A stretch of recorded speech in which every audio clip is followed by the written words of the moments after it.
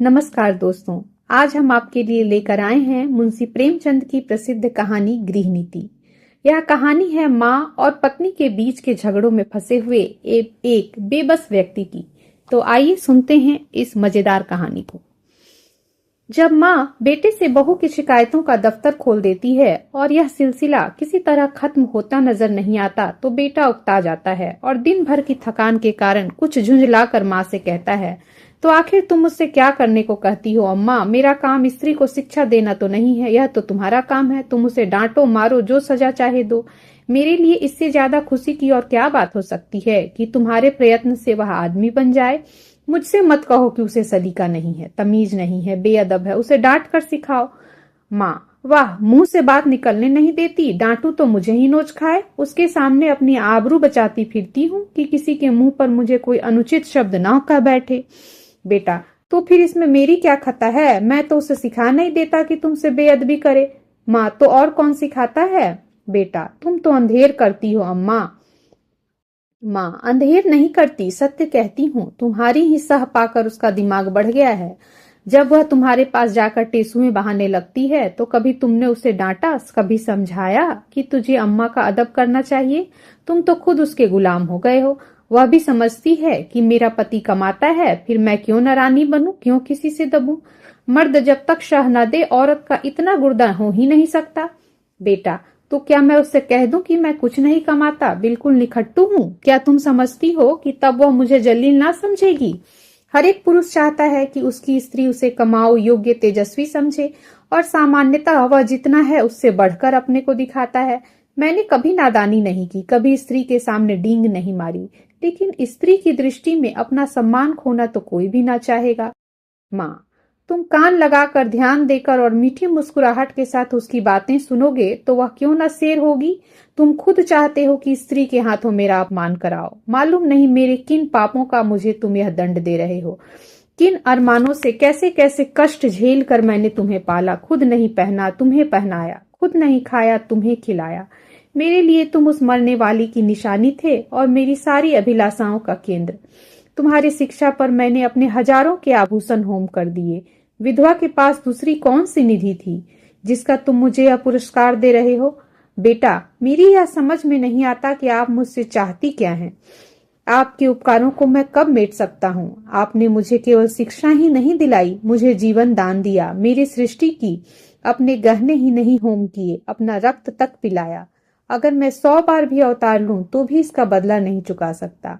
मैं अपनी जान से आपकी इच्छा के विरुद्ध कोई काम नहीं करता।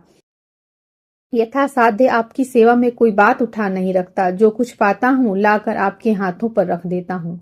और मुझसे क्या चाहती हैं? और मैं कर ही क्या सकता हूँ? ईश्वर ने हमें तथा आपको और सारे संसार को पैदा किया। उसका हम उसे क्या बदला देते हैं? क्या बदला दे सकते हैं? उसका नाम भी तो नहीं लेते, उसका यश भी तो नहीं गाते। इससे क्या उसके उपकारों का भार कुछ कम हो जाता है? माँ के बलिदानों का प्रतिशोध कोई बेटा नहीं कर सकता, चाहे वह भूमंडल का स्वामी ही क्यों न हो। ज्यादा से ज्यादा मैं आपकी दिलजोई ही तो कर सकता हूँ। और मुझे याद नहीं आता कि मैंने कभी आपको असंतुष्ट किया है। माँ, तुम मेरी दिलजोई करते हो। तुम्हारे घर में मैं उस तरह रहती हूँ जैसे कोई लौंडी। तुम्हारी बीवी कभी मेरी बात भी नहीं पूछती। मैं भी कभी बहू थी। रात को घंटे भर सास की देह दबाकर, उनके सिर में तेल डालकर, उन्हें दूध पिलाकर तब बिस्तर पर जाती थी। तुम्हारी स्त्री 9 बजे अपनी किताबें लेकर अपनी सहनची में जा बैठती है, दोनों खिड़कियां खोल लेती है और मजे से हवा खाती है। मैं मरूं या जीऊं उससे मतलब नहीं, इसलिए मैंने पाला था। बेटा, तुमने मुझे पाला था तो यह सारी सेवा मुझसे लेनी चाहिए थी, मगर तुमने मुझसे कभी नहीं कहा। मेरे अन्य मित्र भी हैं, उनमें से भी किसी को मैं माँ की देह में मुक्कियां लगाते नहीं देखता। आप मेरे कर्तव्य का भार मेरी स्त्री पर क्यों डालती हैं? यूं अगर वह आपकी सेवा करे तो मुझसे ज्यादा प्रसन्न और कोई ना होगा। मेरी आंखों में उसकी इज्जत दूनी हो जाएगी। शायद उससे और ज्यादा प्रेम करने लगूं। लेकिन अगर वह आपकी सेवा नहीं करती तो आपको उससे अप्रसन्न होने का कोई कारण नहीं है। शायद उसकी जगह मैं होता तो मैं भी ऐसा ही करता। सास मुझे अपनी लड़की की तरह प्यार करती तो मैं उसके तलुए सहलाता। इसलिए नहीं कि वह मेरे पति की माँ होती, बल्कि इसलिए कि वह मुझसे मातृवत स्नेह करती। मगर मुझे खुद यह बुरा लगता है कि बहू सास के पांव दबाए। कुछ दिन पहले स्त्रियां पति के पांव दबाती थीं। आज भी उस प्रथा का लोप नहीं हुआ है, लेकिन मेरी पत्नी मुझे मेरे पांव दबाए तो मुझे ग्लानि होगी। मैं उससे ऐसी कोई खिदमत नहीं लेना चाहता जो मैं ना कर सकूं उसके लिए।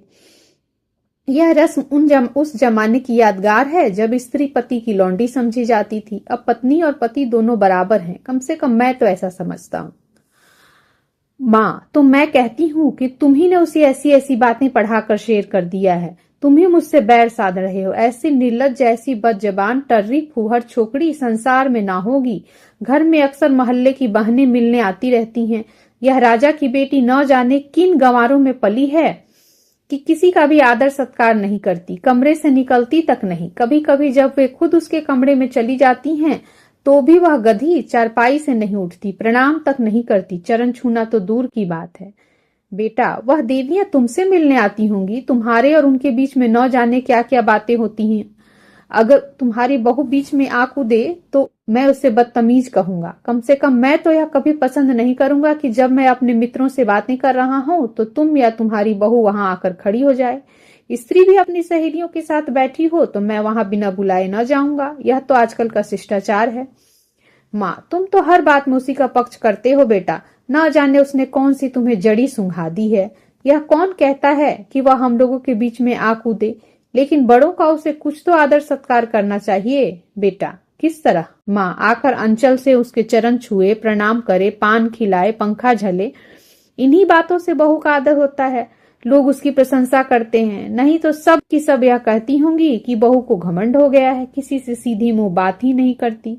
बेटा, विचार करके, हाँ, यह उसका दोष अवश्य है, मैं उसे समझा दूंगा। माँ प्रसन्न होकर, तुमसे सच कहती हूँ बेटा, चारपाई से उठती तक नहीं। सब औरतें थोड़ी थोड़ी करती हैं, मगर उसे तो शर्म जैसे छू ही नहीं गई, और मैं हूं कि मारे शर्म के मरी जाती हूँ। बेटा, यही मेरी समझ में नहीं आता कि तुम हर बात में अपनी को उसके कामों की जिम्मेदार क्यों समझ लेती हो। मुझ पर दफ्तर में न जाने कितनी घुड़कियां पड़ती हैं, रोज जवाब तलब होता है। तुम्हें उल्टे मेरे साथ सहानुभूति होती है। क्या तुम समझती हो अफसरों को मुझसे कोई बैर है जो अनायासी मेरे पीछे पड़े रहते हैं? नहीं, इसका कारण यह है कि मैं अपने काम में चौकस नहीं हूँ। गलतियां करता हूँ, सुस्ती करता हूँ, लापरवाही करता हूँ। अफसर सामने से हटा कि लगे पत्र पढ़ने या ताश खेलने।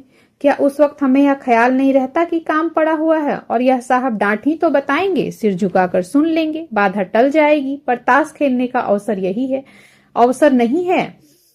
लेकिन कौन परवाह करता है? सोचते हैं तुम मुझे दोषी समझकर भी मेरा पक्ष लेती हो, और तुम्हारा बस चले तो हमारे बड़े बाबू को मुझसे जवाब तलब करने के अभियोग में काले पानी भेज दो।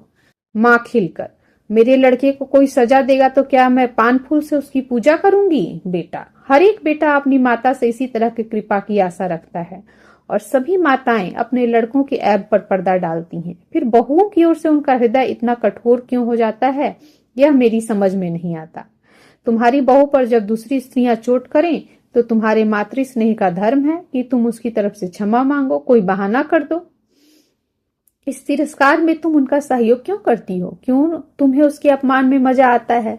मैं भी तो हर एक ब्राह्मण या बड़े बूढ़े का आदर सत्कार नहीं करता, हर किसी के सामने सिर झुका ही नहीं सकता जिससे मुझे हार्दिक श्रद्धा ना हो। केवल सफेद बाल, सिकुड़ी हुई खाल, पोपला मुंह और झुकी कमर किसी को आदर का पात्र नहीं बना देती, और न जनेऊ या तिलक या पंडित और शर्मा की उपाधि ही भक्ति की वस्तु है। मैं लकीर पीटू सम्मान को नैतिक अपराध समझता हूँ। मैं तो उसी का सम्मान करूंगा जो मनसा वाचा कर्मणा हर पहलू से सम्मान के योग्य है। ब्रह्मा भी आए मेरे सामने तो मैं रिश्वत और सूद तथा खुशामत की कमाई खाने वाला है, अगर वह ब्रह्मा की आयु लेकर भी मेरे सामने आए तो भी मैं उसे सलाम न करूं। इसे तुम मेरा अहंकार कह सकती हो, लेकिन मैं मजबूर हूं कि जब तक मेरा दिल ना झुके मेरा सिर भी ना झुकेगा। मुमकिन है तुम्हारी बहू के मन में भी उन देवियों की ओर से अश्रद्धा के भाव हों। उनमें से दो चार को तो मैं भी जानता हूँ, हैं वे सब बड़े घर की, लेकिन सब ही है कोई खुशामद से युक्त। अच्छा, अब चुप रहो बेटा, देख लेना तुम्हारी यह रानी एक दिन तुमसे चूल्हा न जलवाए और झाड़ू न लगवाए तो सही। औरतों को बहुत सिर चढ़ाना अच्छा नहीं होता।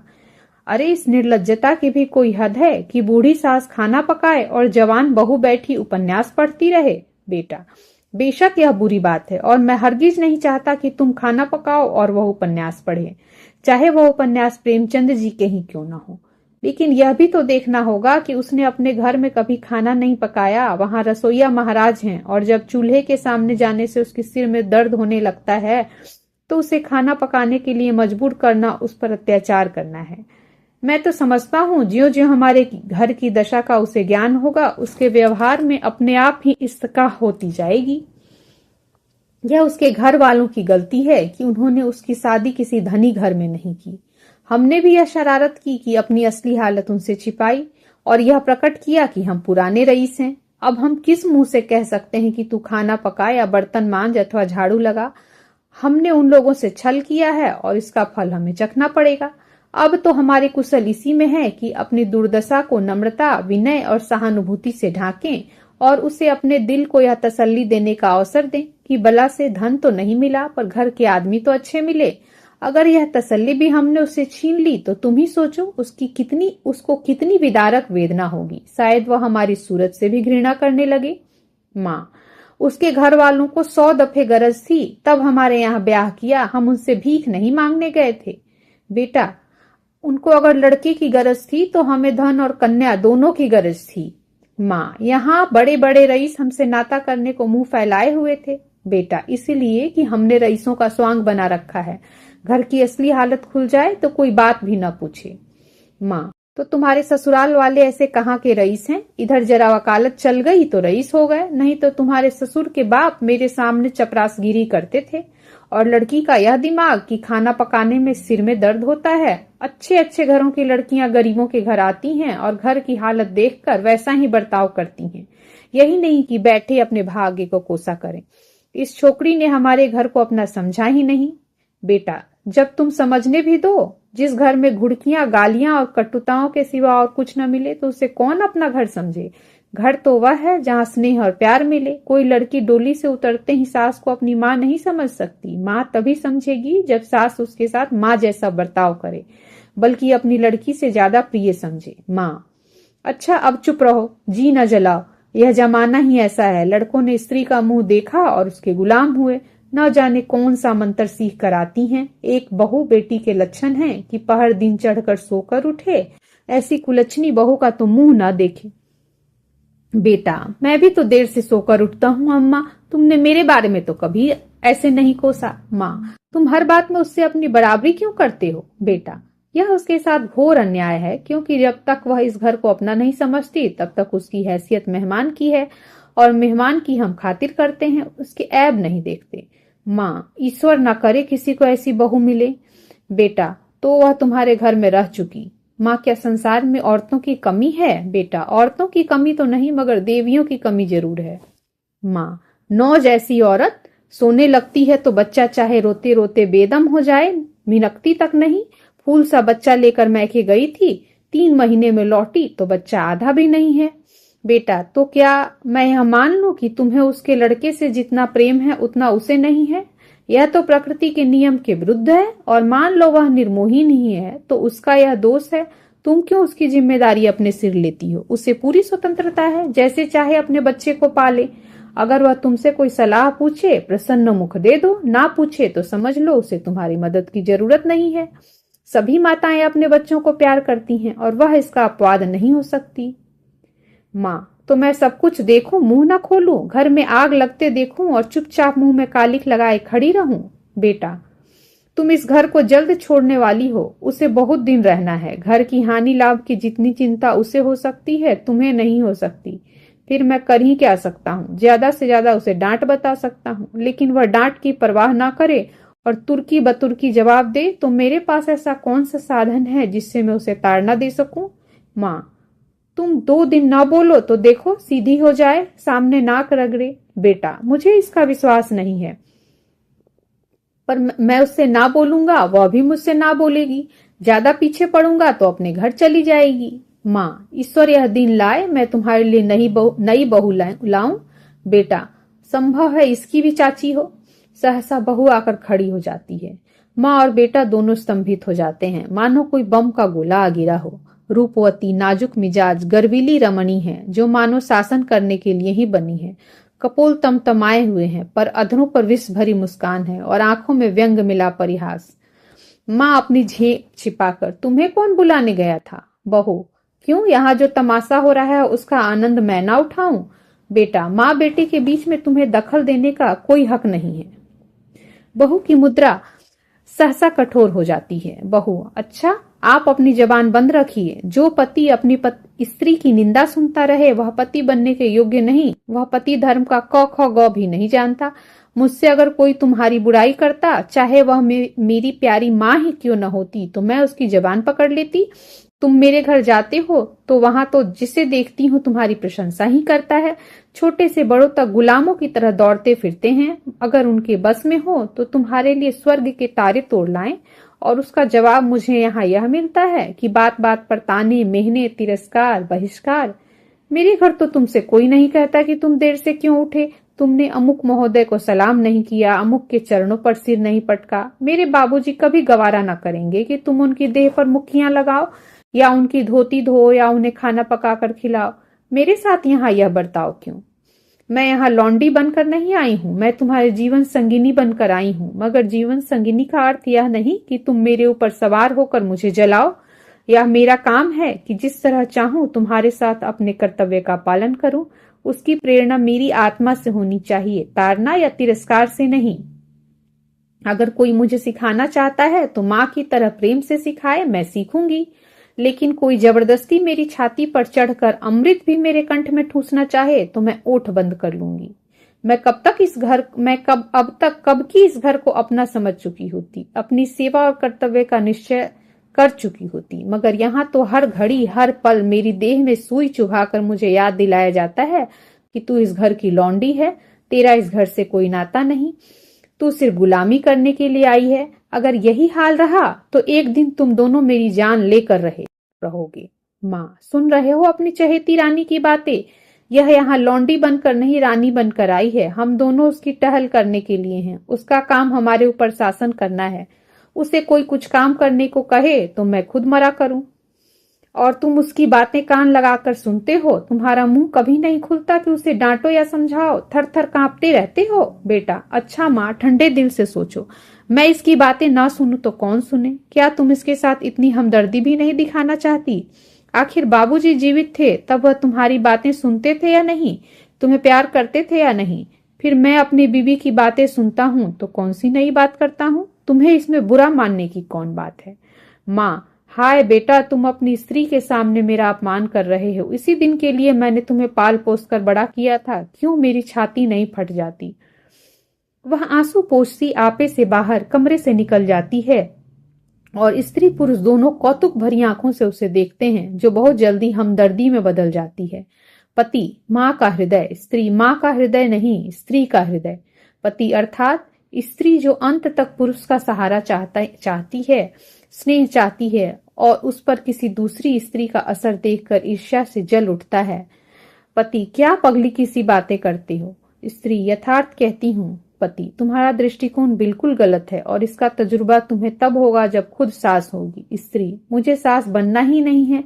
लड़का अपने हाथ पांव का हो जाए, ब्याह करे तो अपना घर संभाले, मुझे बहू से क्या सरोकार। पति, तुम्हें यह अरमान बिल्कुल नहीं है कि तुम्हारा लड़का योग्य हो, तुम्हारी बहू लक्ष्मी हो और दोनों का जीवन सुख से कटे।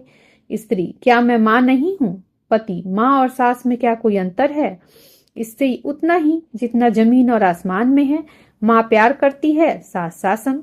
कितनी ही दयालु, सहनशील, सतोगुनी स्त्री हो, सास बनते ही मानो ब्याई हुई गाय हो जाती है। जिससे पुत्र से जितना ही ज्यादा प्रेम है, वह बहू पर उतनी ही निर्दयता से शासन करती है। मुझे भी अपने ऊपर विश्वास नहीं है।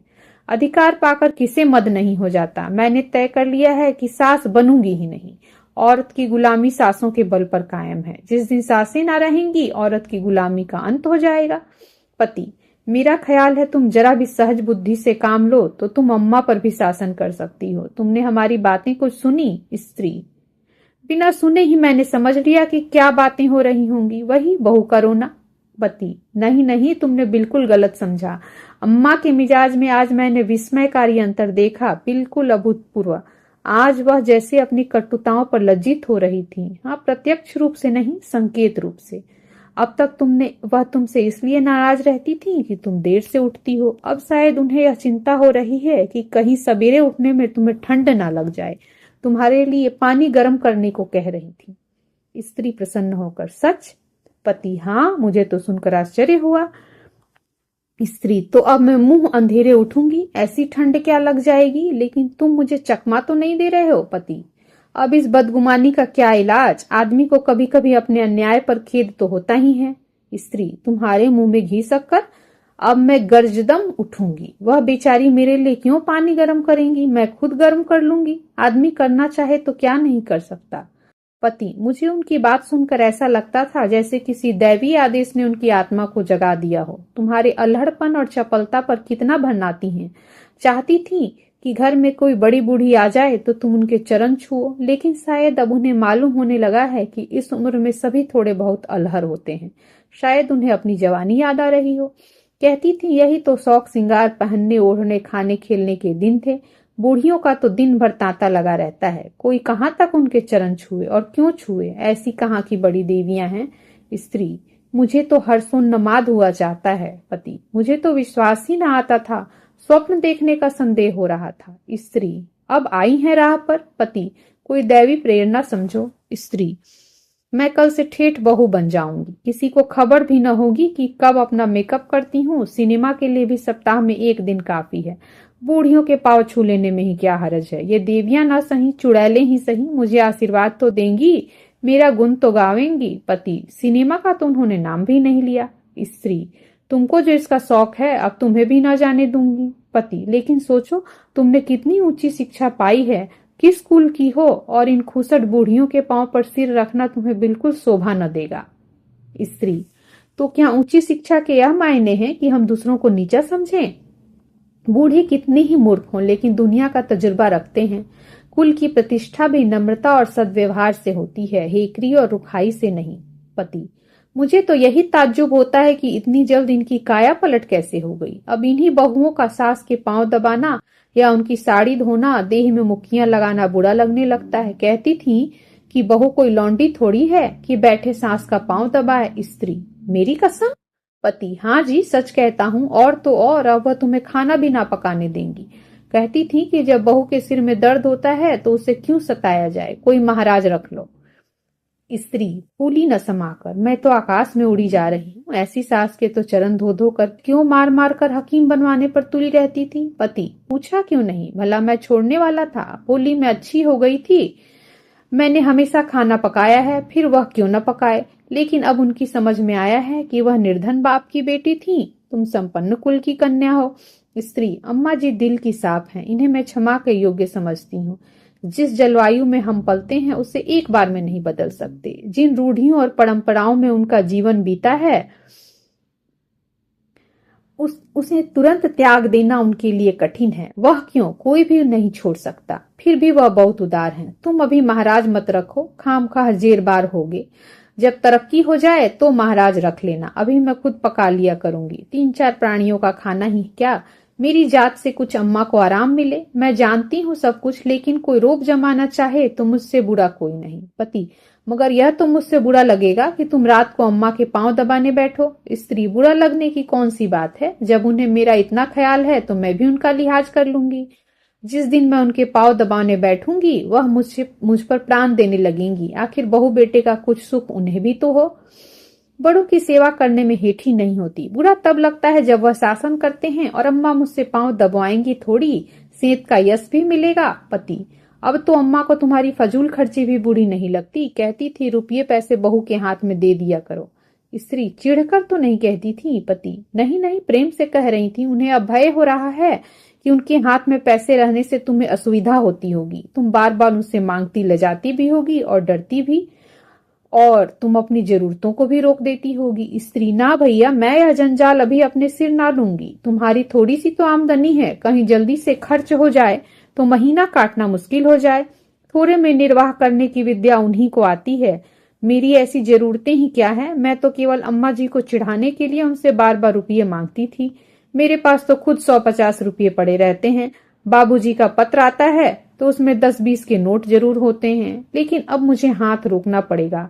आखिर बाबूजी कब तक देते चले जाएंगे, और यह कौन सी अच्छी बात है कि मैं हमेशा उन पर टैक्स लगाती रहूं।